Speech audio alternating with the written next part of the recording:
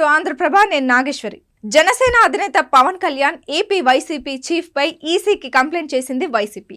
ఎన్నికల నియమావళికి విరుద్ధంగా సీఎం జగన్మోహన్ రెడ్డిని కించపరిచేలా వ్యాఖ్యలు చేసిన వారిద్దరిపై చర్యలు తీసుకోవాలని విజయవాడ సెంట్రల్ ఎమ్మెల్యే మల్లాది విష్ణు ఎన్నికల సంఘాన్ని కోరారు. వెలగపూడి సచివాలయంలో సీఈఓ ముఖేష్ కుమార్ మీనాను కలిసి ఆధారాలను సమర్పించారు. టీడీపీ నేతలు సీఎం జగన్ ని సైకోగా సంబోధిస్తూ పాటను సోషల్ మీడియా, యూట్యూబ్లో ప్రచారం చేస్తున్నారు. ఇది ఎన్నికల నియమావళికి విరుద్ధమని ఆరోపించారు.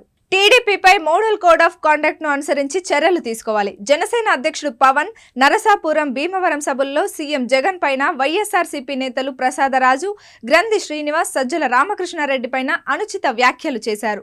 పీసీసీ అధ్యక్షురాలు షర్మిల కోర్టు ఆదేశాలను ఉల్లంఘించి వివేకానందరెడ్డి హత్య గురించి బహిరంగ సభల్లో పదే పదే తీవ్రంగా ఆరోపణలు చేస్తున్నారు. వారిపై తగిన చర్యలు తీసుకోవాలని ఆ ఫిర్యాదుల్లో తెలిపారు. నర్సాపురం, భీమవరం సభల్లో పవన్ మాట్లాడిన వ్యాఖ్యలపై తీవ్ర అభ్యంతరం తెలిపారు మల్లాది విష్ణు. ఒక సీఎంని పట్టుకొని ఒళ్ళు దగ్గర పెట్టుకోమని నాలుక కత్తరిస్తామంటూ సేనాన్ని చేసిన వ్యాఖ్యలు దారుణమన్నారు. పవిత్రమైన వివాహ బంధాన్ని అపహాస్యం చేస్తున్న పవన్ కు సీఎంను విమర్శించే స్థాయి లేదన్నారు. పవన్ తక్షణమే ముఖ్యమంత్రి వైఎస్ జగన్మోహన్ రెడ్డికి, వైఎస్ఆర్సీపీకి బేషరతుగా క్షమాపణ చెప్పాలని డిమాండ్ చేశారు.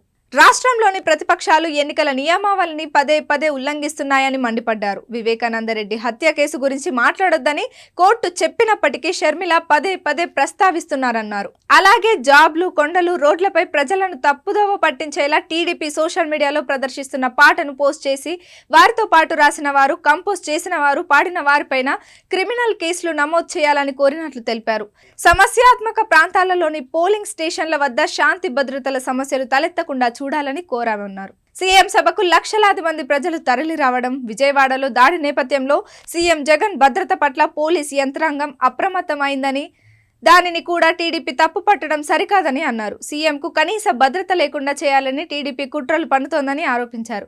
అధికారులను బెదిరించే ధోరణిని టీడీపీ నేతలు మానుకోవాలన్నారు. నవరత్న పథకాల మీద అసత్య ప్రచారంతో అయోమయం సృష్టించేందుకు టీడీపీ నేతలు పచ్చ మీడియా ప్రయత్నిస్తున్నాయని YSRCP grievance cell chairman Ankamreddy Narayanamurthy మండిపడ్డారు.